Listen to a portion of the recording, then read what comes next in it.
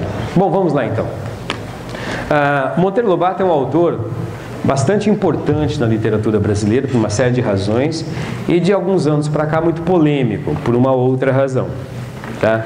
Uma polêmica que de certa maneira atravessa um pouco esse conto, Negrinha. Ok? Negrinha se encontra num livro publicado em 1922, é um livro de contos do mesmo título, Negrinha. Monteiro Lobato é muito mais conhecido como autor de literatura infantil, Sítio do Pica-Pau Amarelo, etc, etc e tal. Mas antes de se dedicar aí à literatura infantil, né, e criar o Sítio do Pica-Pau Amarelo, ele foi autor de contos, daquilo que ele mesmo chamava de literatura adulta. Tá? Então ele publicou Urupês, que é um livro de contos, depois Negrinha, publicou também um livro chamado Cidades Mortas, sempre contos, sempre uma narrativa curta. Tá? Do ponto de vista histórico e literário, né, Negrinha, ou os contos do Monteiro Lobato de maneira geral, devem ser colocados dentro da literatura regionalista, né? No universo caipira, no universo do sertão. E aqui é o universo caipira do interior de São Paulo, que é a região originária do Monteiro Lobato. Ele é de Taubaté. A cidade, ele morava num distrito, nasceu num distrito de Taubaté. Hoje, se não me falha a memória, esse distrito é um município autônomo que se chama Monteiro Lobato, ok? Ele é descendente de uma família importante do Império. O avô, se não me falha a memória, era alguém da nobreza, um grande cafeicultor. E o Monteiro Lobato é herdeiro, de certa maneira, dessa fortuna, ok? Chegou a conhecer, talvez, um pouquinho na sua infância, da escravidão. Legal? Chegou a conhecer um pouco disso. Depois ele vai fazer direito em São Paulo, chega a exercer um cargo como promotor público em algumas cidades do interior, mas abandona a carreira jurídica para se dedicar à carreira de jornalista e escritor, mais tarde editor. Ele funda uma editora, Companhia Editora Nacional. Ok? E também tenta a carreira como empresário, com vários negócios que sempre vão à falência. Tá joia? Foi um escritor muito polêmico, extremamente polêmico, chegou a ser preso e fichado durante o governo Vargas, tá? Porque ele contrariava o projeto varguista de criar a Petrobras, ele pretendia criar uma empresa particular de exploração de petróleo, e assim por diante. Foi um cara muito envolvido numa série de polêmicas, e a última, que é uma polêmica pós-morte, tem a ver com uma acusação de racismo, que estaria presente nos seus livros, ok? É uma acusação muito polêmica, bastante complicada, e de fato ali há um elemento bastante ambíguo. Sobretudo nos livros do Sítio Pica-Pau Amarelo, a personagem da tia Anastácia, que é negra, ela às vezes ela é tratada pelos outros personagens de uma forma que hoje seria criminosa. Caracterizaria-se como crime de racismo puro e simples. Legal? No entanto, quando o Monteiro Lobato escreve esses livros, infelizmente mesmo, essa era uma forma cotidiana de se tratar da população afrodescendente, é uma forma cotidiana. Então, o que alguns alegam em defesa do Monteiro Lobato é que ele estaria, na verdade, reproduzindo, né, essa forma, esse comportamento, que era um comportamento socialmente aceitável, inclusive ali nos anos 30 e 40 e nos anos 20, ok? No entanto, pelas cartas do Monteiro Lobato, a gente sabe que ele advogava, que ele defendia uma tese bastante polêmica e uma tese que hoje é muito mal vista, que é a tese da eugenia. A ideia de que é preciso, através de um conjunto de políticas públicas, conduzir a um processo de melhoramento, eugenia, melhoramento da raça. Em termos brasileiros, isso sempre ou quase sempre se traduziu por branqueamento. Legal? Isso ele fez a defesa dessa tese em alguns textos públicos e em cartas privadas. Então fica aí o Monteiro Lobato, de certa maneira, devendo uma explicação para nós. Tudo bem? O conto, no entanto, é um conto interessante, né? O Negrinha. E é um conto que, de certa forma, faz parte dessa polêmica, né? Está dentro dessa polêmica. É racista ou não é? Ok? Bom, como é que fica essa questão do Monteiro Lobato? Bom, então comecemos. Em linhas gerais, o Monteiro Lobato, embora fosse um escritor regionalista, ele se colocava contrário ao chamado exotismo regionalista. O que é o exotismo regionalista? É um hábito que vem lá do romantismo brasileiro, com os nossos escritores românticos regionalistas. Por exemplo, José de Alencar, quando escreve Tio. Todo mundo leu Tio aqui, sim ou não? Li, João, e amei. Nem tanto, né, João? Menos. Mas todo mundo conhece a história de Tio. Tio é um romance que acaba sendo ambientado aqui na região, né? Perto de Piracicaba, assim por diante. É um local que o José de Alencar nunca visitou. Ele nunca pôs os pés. Então os personagens que estão lá no Tio, o Brás, a Berta, né? O Luiz Galvão, o próprio João Fera, são estereótipos, são personagens fantasiosos. Pouco correspondem à realidade efetiva e concreta da vida do interior. Legal ou não? Do interior, de Piracicaba, onde quer que fosse.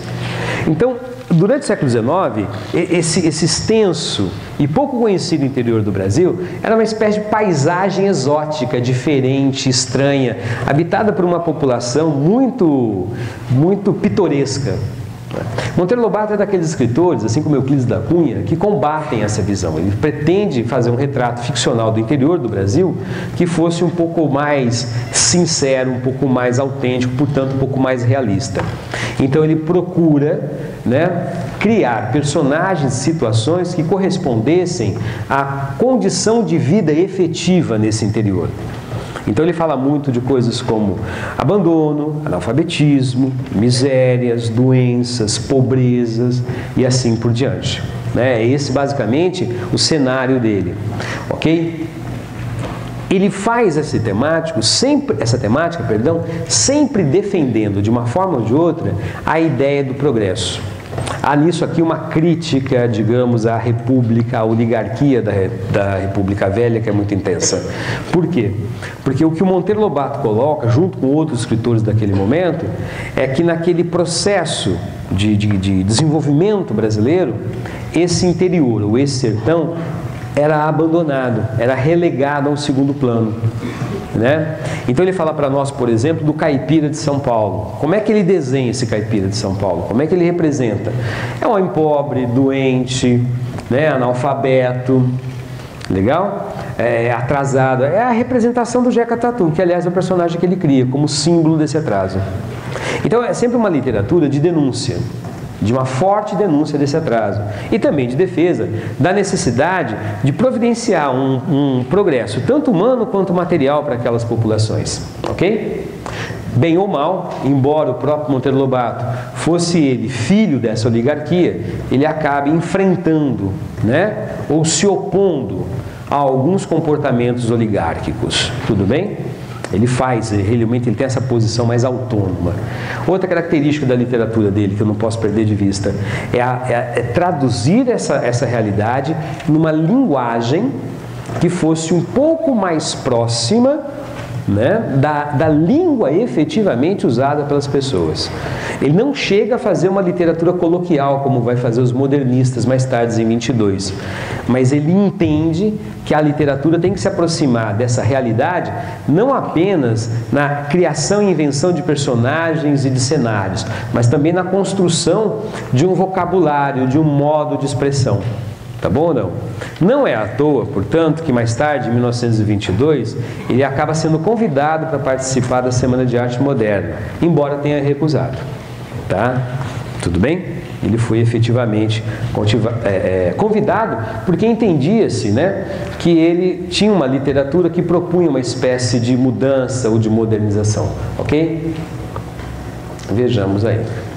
Beleza. Vamos dar uma olhadinha para o conto. O conto é bastante simples. Tá? A primeira coisa que me chama a atenção é o título, que é também o nome do personagem, ou da protagonista, que, como você pode perceber, não é um nome. Pelo menos não é um nome próprio. Quando eu digo que um nome é próprio, indica que esse nome pertence ou individualiza uma pessoa. João é um nome próprio, porque é o meu nome, embora haja outros Joões por aí. Legal? Mas é o meu. Ele aponta para mim.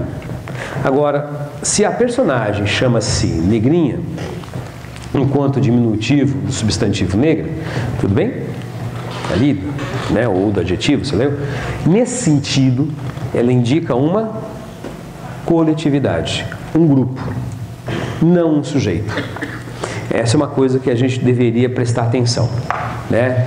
Ele, ao falar dessa personagem, o que ele pretende é figurar, representar o destino de todos. Legal? E isso é muito importante. Por quê? Porque nós estamos com o escritor escrevendo ali nas 2 primeiras décadas do século XX, a menos de meio século da abolição. Um escritor que, no seu convívio diário, inclusive porque tinha ainda as fazendas lá na região de Taubaté, pôde observar e ver qual foi o destino reservado àquela grande massa de ex-escravos. O que aconteceu com eles depois da abolição? A promessa, tanto do discurso abolicionista da década de 80 do século XIX, como do discurso republicano que inaugura a República Velha, é a construção de uma sociedade em que todos serão parte da coisa pública, da república, serão todos cidadãos. Qual o destino dessa população? Legal? O conto Negrinha, de certa maneira, propõe uma espécie de parábola, né? Uma história que representa esse destino coletivo. Legal? Então, seria legal a gente começar conhecendo a Negrinha. Nascera na senzala de mãe escrava e seus primeiros anos viveram-os pelos cantos escuros da cozinha, sobre velha esteira e trapos imundos, sempre escondida, que a patroa não gostava de crianças. O que nós percebemos nessa linguagem muito objetiva, às vezes muito seca, muito dura, muito direta, né? Não é muito poética essa linguagem do Monteiro Lobato. O que nós notamos nesse narrador impessoal, um pouco observador, é que ele marca claramente que, embora tendo nascido num momento posterior à escravidão, nascera de mãe escrava, mas ela própria não é escrava, Negrinha ainda vive sob ou dentro do mundo da escravidão. É assim que ela nasce na senzala, que é o lugar do escravo. É assim que ela vive entre trapos, esteiras e imundos, que é a vestimenta do escravo, sobretudo nas áreas rurais. Então, ela ainda é considerada escrava, sempre escondida, porque a patroa não gostava de crianças. Aqui no primeiro momento, o narrador está me dizendo que o grande problema dela com a patroa é o fato de que ela é criança. Será? Vejamos. Entra em cena a patroa, que eu vou chamar de antagonista.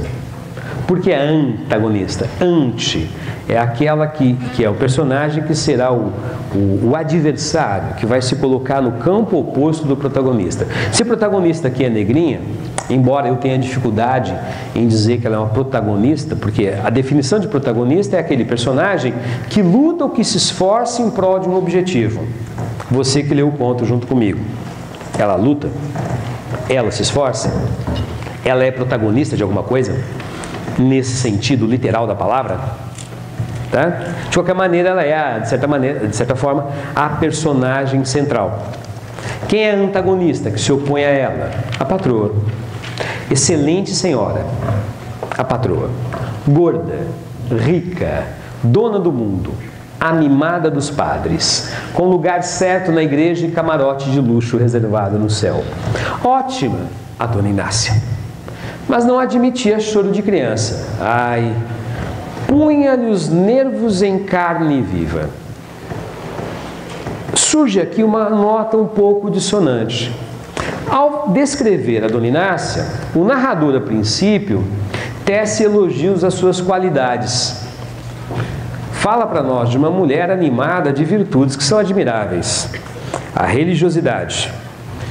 Tudo bem? Uma excelente senhora. No entanto, soa estranho, para não dizer vivamente contraditório, que essa mulher religiosa, essa mulher excelente, fosse assim tão avessa ao convívio com as crianças. Tá? Criança irrita? Pra caramba.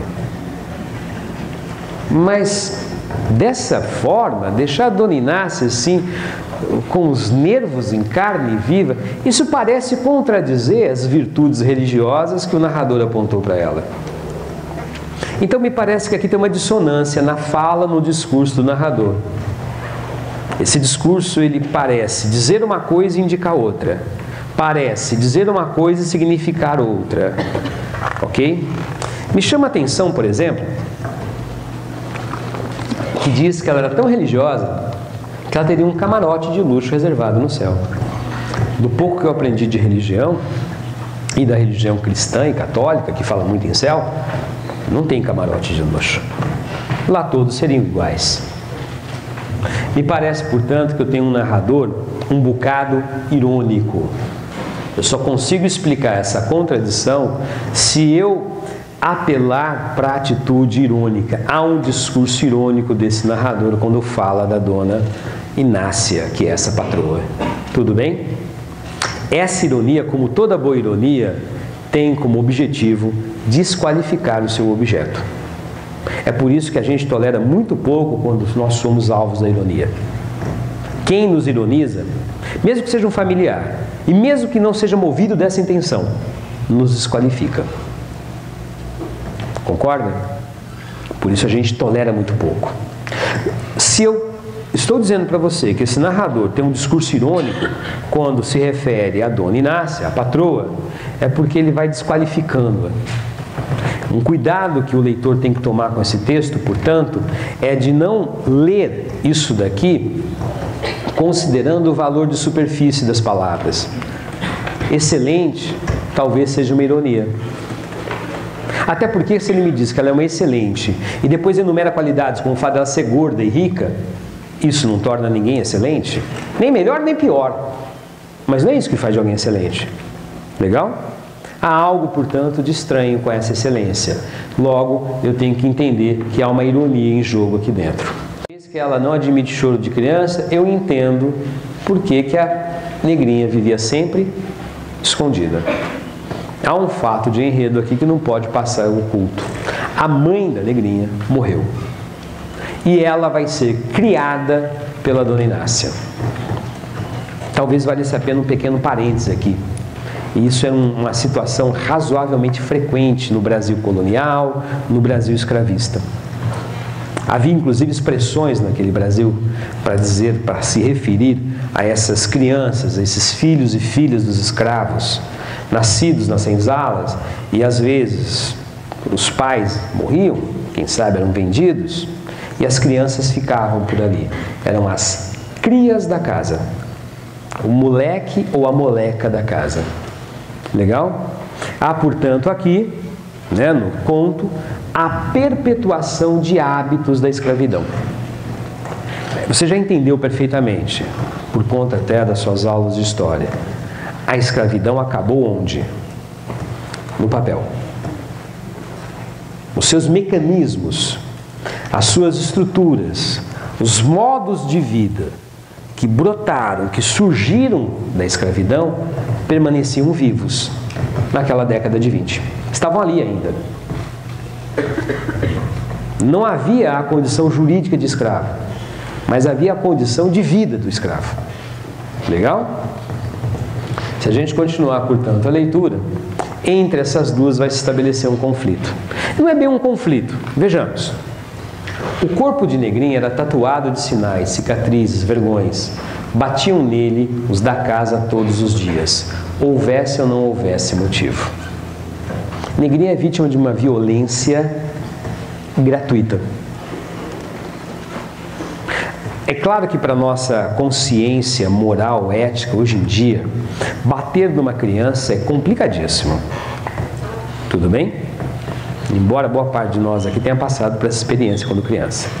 Não vem ao caso aqui relembrar esses momentos. Mas bater numa criança é uma coisa socialmente mal vista hoje em dia.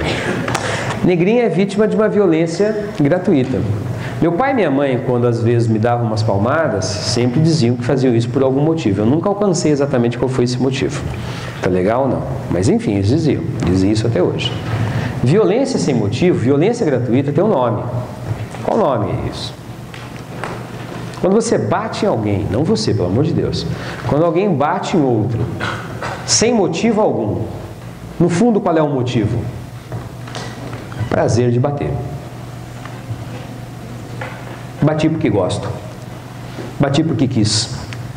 Porque isso, meu Deus, dá em mim alguma forma de prazer. Desperta em mim alguma forma de prazer. Esse comportamento tem um nome: sadismo. E isso é sadismo. E eu poderia, portanto, me referir à negrinha aqui com uma expressão popular bastante conhecida: saco de pancada. Negrinha existe para apanhar. Sua pobre carne exercia para os cascudos, cócoras, beliscões, a mesma atração que o ímã exerce para o aço. Mão em cujos nós de dedos comichasse um cócore, que é o cascudo, tá? Era a mão que se descarregaria dos fluidos em sua cabeça. De passagem, coisa de rir e ver a careta. Muita atenção para essa frase.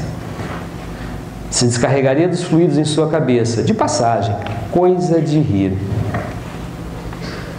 Bater no outro era algo que se fazia porque eu tinha vontade, me dava uma comichão, uma coceira, uma vontade de bater em alguém. Eis a negrinha passando. Pá. E dou risada. Primeiro porque me descarreguei daquela tensão. Segundo, era tão divertido ver a careta de dor dela. Você entendeu o sadismo ou não? Onde é que se dá esse sadismo, esse exercício sádico da violência? Se dá dentro da casa. Estou tentando achar aqui, ó, aqui. Batiam nele, no corpo da negrinha, os da casa todos os dias. Isso se dá, portanto, no âmbito da casa, na convivência doméstica. Veja que esse sadismo está normalizado. É um comportamento normal. Um minuto de reflexão para que você me diga o seguinte, para que você pense o seguinte.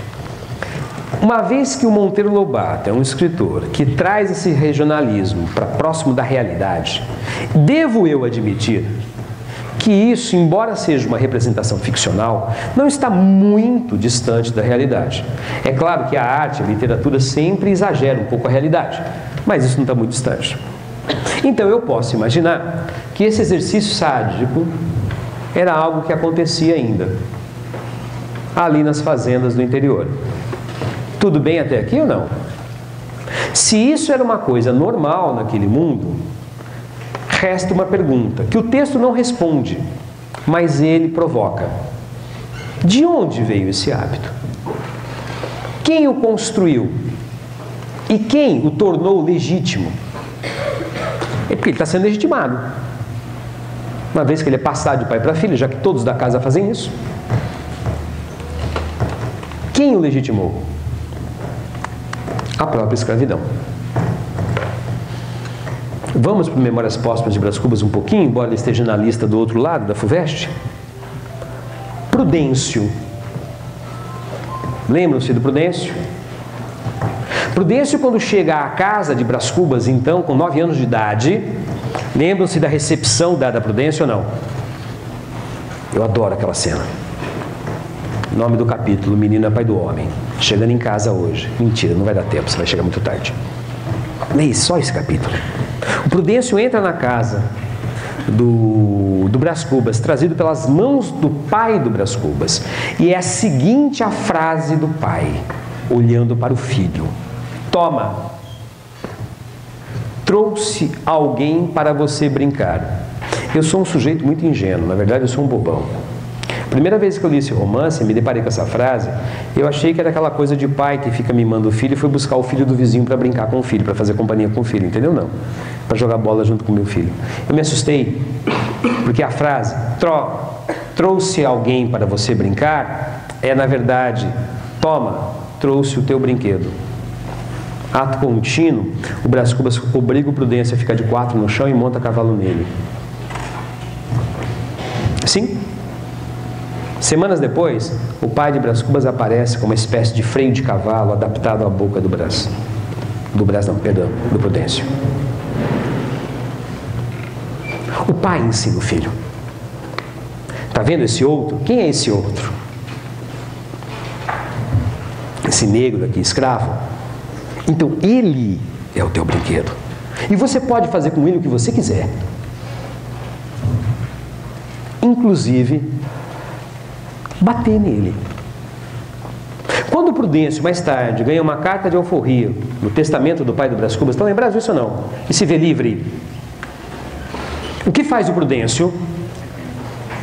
Compra 2 escravos. Algo irritante. Como assim, querido?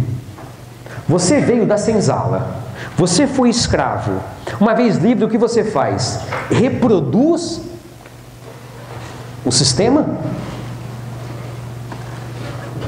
Dá sobrevida a ele? Alimenta-o? E ele vai além. Porque o Brás reencontra o Prudêncio na rua. E o Prudêncio está açoitando os 2 escravos. O Prudêncio está reproduzindo a mesma violência. Porque essa violência, ela se enraiza dentro. Ela está dentro do sujeito.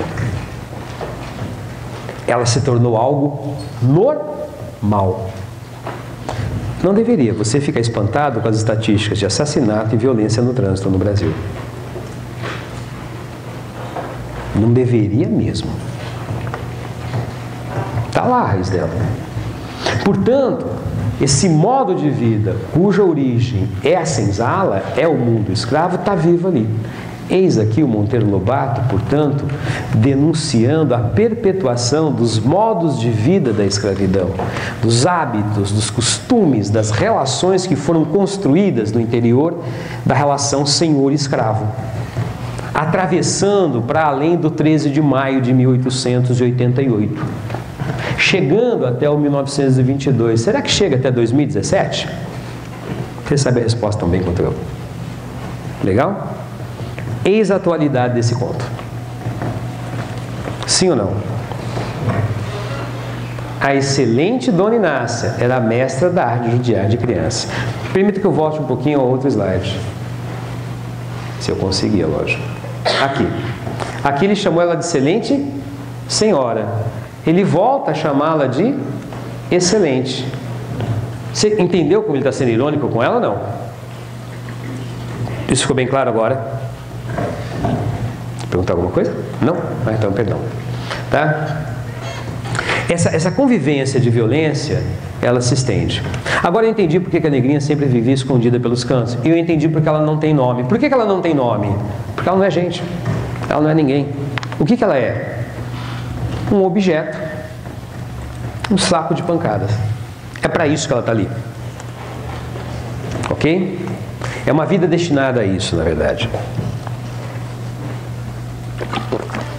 É claro que esse conto, como todo bom conto realista, tradicional, terá um momento climático, um momento mais intenso. E esse momento é esse daqui. Chegam as netas da Dona Inácia. 3 garotas brancas, loiras, que vêm da cidade passar as férias na fazenda. Típico, né? Ok? E quando elas chegam, elas trazem consigo uma boneca. Elas têm basicamente a mesma idade da negrinha.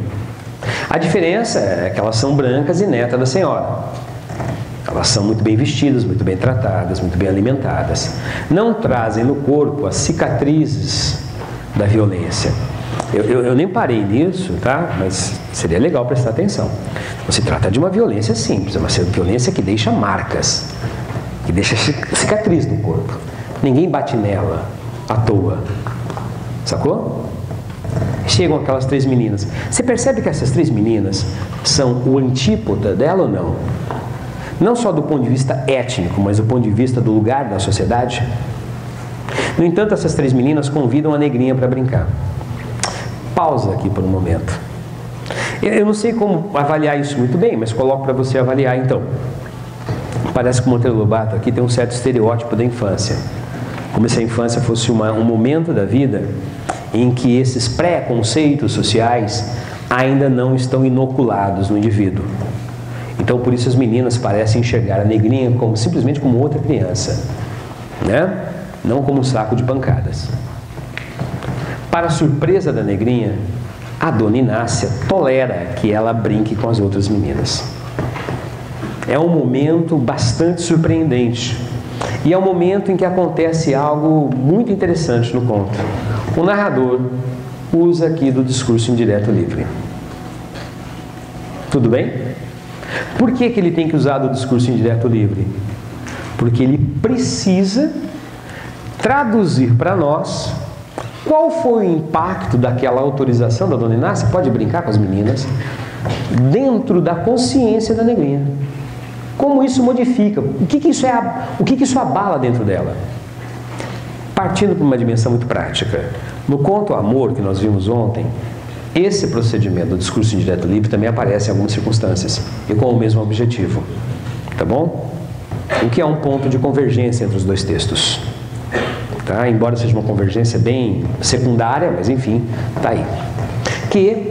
Pois não era crime brincar, isso é a negrinha se perguntando lá dentro da consciência dela. Um momento importante do conto, porque agora, nesse instante, nós, leitores do conto, somos convidados a ver a negrinha como alguém que tem uma consciência, alguém que é humano, não como aquele saco de pancadas que até então ela era descrita. Percebe essa mudança de estatuto da personagem ou não? Ela se humaniza. O que a humaniza é a possibilidade de brincar. Algo tão natural para a criança, né? Mas para ela interditado. Para ela proibido, porque ela não é criança. Mal gente ela é um saco de pancadas. E, portanto, é fundamental que você entenda que o brincar aqui significa para ela humanizar-se. Descobrir-se, perceber-se como humana. Ou, numa linguagem mais simples, ela vai se ver como gente. Esse é um momento fundamental. Um momento de uma tomada de consciência, de uma percepção de si mesmo. E é importante que o leitor também acompanhe a negrinha nesse salto que ela faz. Por isso a técnica do discurso indireto livre. Não era crime brincar? Estaria tudo mudado e fim do seu inferno e aberto o céu? No enlevo da doce ilusão, negrinha levantou-se e veio para a festa infantil, fascinada pela alegria dos anjos, que é a maneira como o narrador se refere às crianças netas da dona Inácia, reproduzindo a fala da própria dona Inácia. Há aqui um certo tom de ironia, tá? Mas a dura lição da desigualdade humana lhe chicoteou a alma. Ai, essa frase. Porque aqui ele fala em desigualdade humana. Na minha leitura, que é a que eu estou fazendo junto com vocês, é uma desigualdade brasileira. Não tem nada de universal nessa desigualdade. Ela se instaurou, se criou, se alimentou e se perpetuou na nossa sociedade, na nossa cultura. É a nossa herança, minha e sua. Nós não a inventamos, mas ela está no nosso colo. E enquanto cidadão, cada um de nós aqui tem que tomar uma decisão séria, né? O que é que vai fazer com essa herança? Que lugar ela vai ter? Tudo bem? Então aqui, acho que Monteiro Lobato deu uma pisadinha na bola. Mas enfim, a dura lição da desigualdade humana lhe chicoteou a alma. Beliscão no umbigo e nos ouvidos, o som cruel de todos os dias, já para o seu lugar pestinha. Não se enxerga? Negrinha, coisa humana, percebeu nesse dia da boneca que tinha uma alma, divina eclosão. Será que eu posso falar que aqui também existe uma epifania, como tem no conto Amor? Uma descoberta, uma percepção repentina, uma revelação súbita, que se faz através desse encontro com o outro, com o diferente, uma revelação epifânica que mostra para mim a minha humanidade de maneira mais inteira e mais completa? Eu creio que sim. Algo muito parecido com o que acontece no Amor, embora em contextos diferentes. Ok? Fica sugerido para você, então, um outro ponto de contato entre essas duas narrativas. Tá? a presença do discurso indireto livre e o emprego dessa epifania, dessa revelação súbita e emotiva como o momento em que o personagem reconhece de forma mais completa a sua humanidade. Mais completo no caso da Ana, aqui de modo inaugural, né? Pela negrinha. É um momento tão climático do conto, ok? Esse clímax, no entanto, tem um desfecho. Estamos em dezembro, são as férias da menina, das netas da Dona Inácia. E essas férias vão terminar. É lógico que elas vão terminar. Tá? Aquele dezembro de férias, luminosa rajada de céu, de trevas, adentro do seu doloroso inferno, envenenara. Aqui ele fala da negrinha. Uma imagem poética e bastante dura para dizer que naquelas férias, me desculpem, a alma dela foi envenenada. Por que foi envenenada? Porque ao se descobrir pessoa, ao se descobrir alguém, ao se descobrir humana, a negrinha não pode mais aceitar retroceder à condição de objeto. E, no entanto, ela é apenas uma criança abandonada. Como enfrentar a força da Dona Inácia? Não apenas a força física. Alguém entende esse dilema ou não? Eu não tolero mais ser tratado como era antes. No entanto, eu não tenho forças, nem físicas e nem morais, para mudar a minha condição. A negrinha é uma prisioneira. Será? Pergunta na minha cabeça que eu não sei, não tenho condições de responder mesmo, já vou admitindo de saída. Será que esse tipo de dilema não era um dilema vivido por cada um dos descendentes daqueles escravos? E eu não sei se eu devo colocar o verbo aqui no passado, vivido. E eu não sei responder essa pergunta por razões muito óbvias, entenderam ou não? Não estará aí outro item de atualidade do conto? Que me ajuda a iluminar o Brasil de hoje e a minha própria lugar no mundo? Dá para entender isso? Sim, né? Ela está envenenada.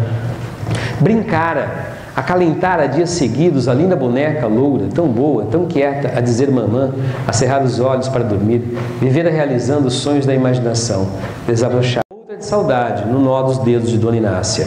Como era boa para um coque. Dona Inácia termina impenitente. Termina exatamente igual. É uma personagem que não se modifica. Ao contrário da negrinha. Na realidade, se a gente der uma olhadinha e pensar assim, temos a Dona Inácia, as netas dela e a negrinha.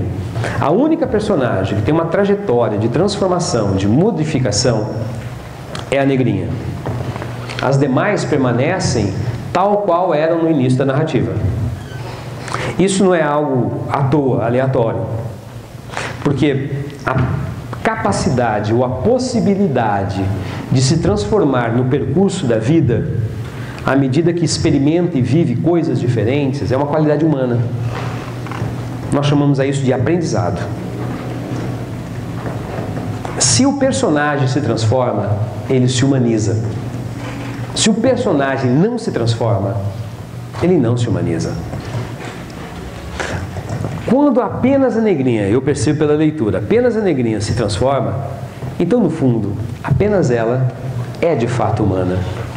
Os outros, sobretudo Dona Inácia, permanecem desumanos dentro do seu preconceito, né, dentro da sua violência, prisioneiros daqueles valores e modos de vida inaugurados pela escravidão lá atrás. Entenderam ou não? Legal? Percebe como a questão do racismo no Monteiro Lobato é bastante complexa ou não? Ela é extremamente complexa, né? É muito delicado falar disso daí dentro. Ok?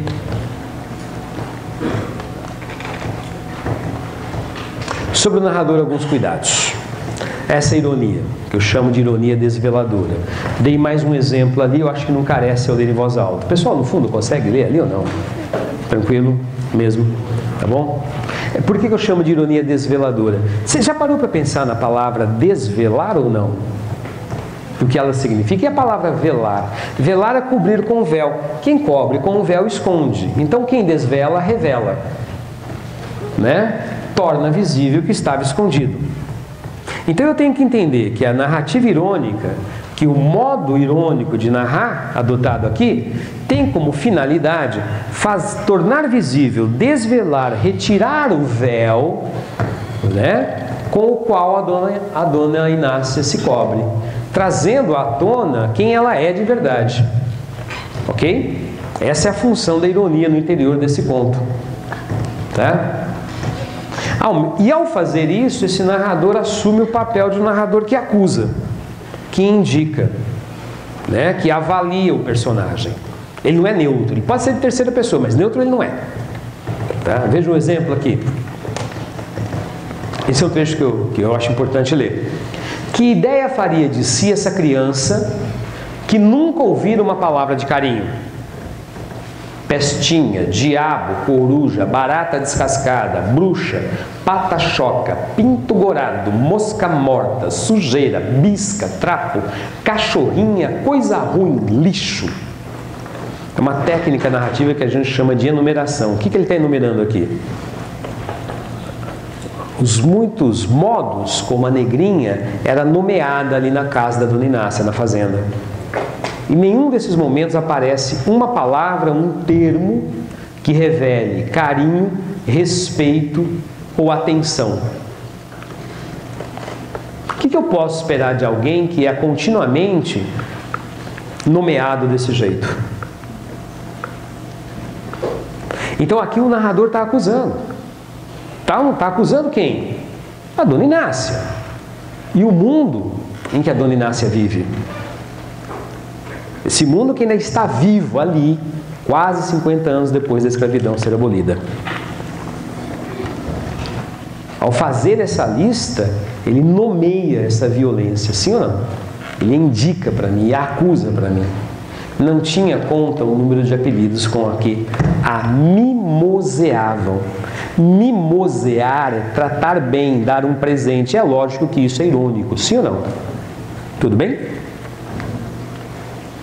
Sobre a dona Inácia, vamos entender também a dona Inácia como uma personagem que reproduz não só o seu ponto de vista pessoal, mas o ponto de vista de uma classe.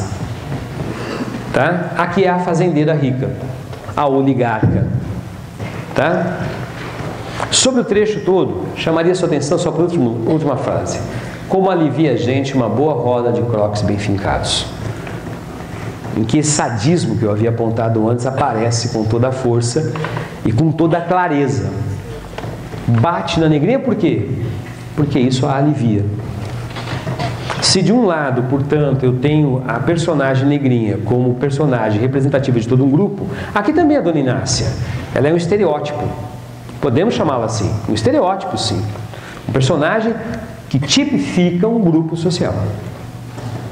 Né? Nesse caso, o grande senhor de terras, né? O ex-senhor de escravos e assim por diante.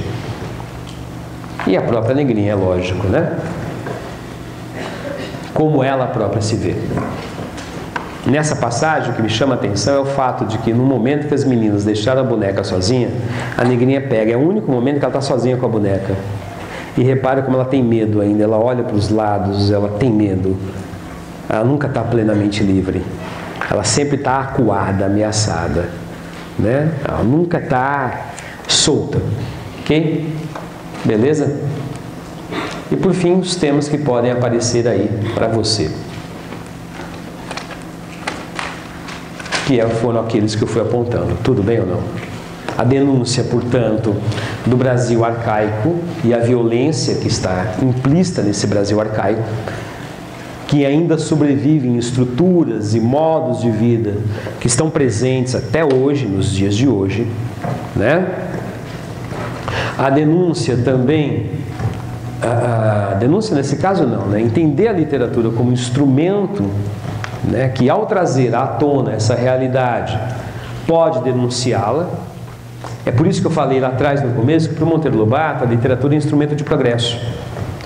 Se o meu leitor, após o percurso do conto, terminar a leitura percebendo que é preciso combater, negar, destruir, transformar essas estruturas arcaicas, né, que estão ainda permeando o cotidiano brasileiro, então esse meu texto terá contribuído para empurrar o país ou a sociedade em direção a um certo ideal de progresso.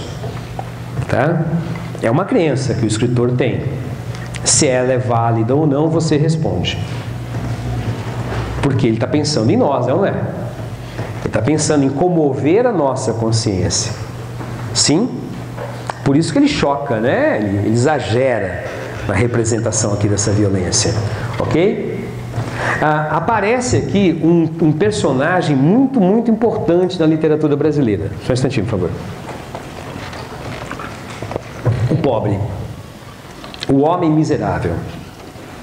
Mas ao contrário de um Fabiano, que é um homem miserável, mas dotado de alguma consciência reflexiva, a Negrinha ela é completamente sem voz.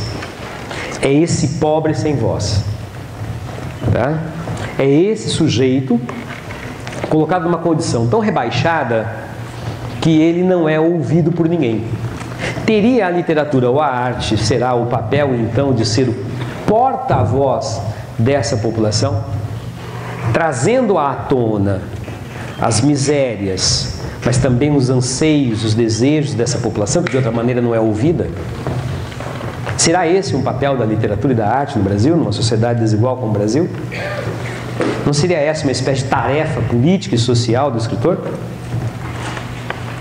Tá? Essa é uma questão que se coloca sempre para o escritor. Ela está presente, inclusive, no Érico Veríssimo, que escreve Caminhos Cruzados.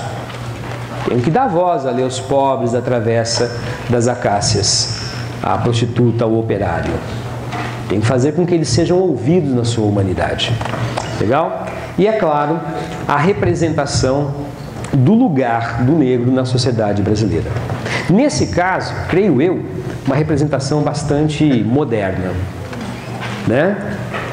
Porque não existe aqui uma representação estereotipada.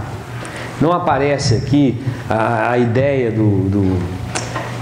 Eu não sei se eu poderia fazer essa contraposição, estou me arriscando um pouquinho aqui, mas eu vou improvisar.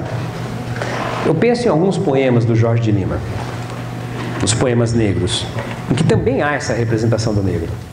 Em alguns momentos ele fala ali do negro do ponto de vista do folclore, né? O pai João, a mãe negra, né? O preto velho, o escravo bondoso e gentil. Aqui é uma outra imagem, né? É ele como vítima, desumanizado. Eu não sei se eu posso pensar, eu não sei se seria muito produtivo numa situação de prova, pedir, sobretudo numa segunda fase, para que o candidato argumentasse sobre uma comparação entre essas duas formas de representar o negro. E qual delas, talvez, estivesse mais próxima da realidade. Eu não sei nem se o vestibular se atreveria a fazer essa pergunta, embora seja uma pergunta viável, tendo em vista os dois textos. Tá bom ou não? É um tema que eu ficaria de olho. Por isso que eu digo que é um tema transversal. Ok? E, né? Por fim, claro, a gente não vai ficar sem isso. Como é que isso tem aparecido na prova? Temos 3 minutos, crianças. 3 minutinhos. Vamos a ele. 3 minutinhos bem utilizados. Quanto ao conto Negrinha, essa é uma pergunta diferente. Você percebe que é uma pergunta que ela vai direta no ponto. A questão que a gente viu de Caminhos Cruzados contextualiza um pouco, sim ou não? Te dá uma citação, um trecho para você se apoiar. Aqui não. Quanto ao conto Negrinho de Monteiro Lobato, é correto afirmar que, nesse tipo de pergunta, fique de olho, é preciso conhecer o enredo do conto. Então, aqui é a pergunta que o examinador elabora, pensando, pretendendo muitas vezes, indicar para o aluno que a leitura é realmente essencial. Senão ele vai se deparar com perguntas que ele terá dificuldades em responder. Ok? Vejamos a alternativa A. O narrador adere à perspectiva de Dona Inácia, fazendo com que o leitor enxergue a história guiado pela ótica dessa personagem e se torne cúmplice dos valores éticos apresentados no conto. O modo como o narrador caracteriza o contexto histórico no conto permite concluir que Negrinha é escrava de Dona Inácia e, portanto, está fadada a uma vida de humilhações. A maneira como o narrador comenta as características atribuídas às personagens contrasta com as falas e as ações realizadas por elas, o que caracteriza um modo irônico de apresentação. O narrador apresenta as falas e pensamentos das personagens de modo objetivo, Assim, o leitor fica dispensado de elaborar um juízo crítico sobre as relações de poder entre as personagens. Repara que o foco da questão é a relação entre o narrador e as personagens do próprio conto. E como é que isso impacta o leitor. Legal? Resposta. Resposta C. Tudo bem? Isso, essa resposta aí que eu não sei imitar. Tá bom? Ok? Crianças, mais uma vez, muitíssimo obrigado pela presença. Valeu. E até amanhã, tá bom? Descansem.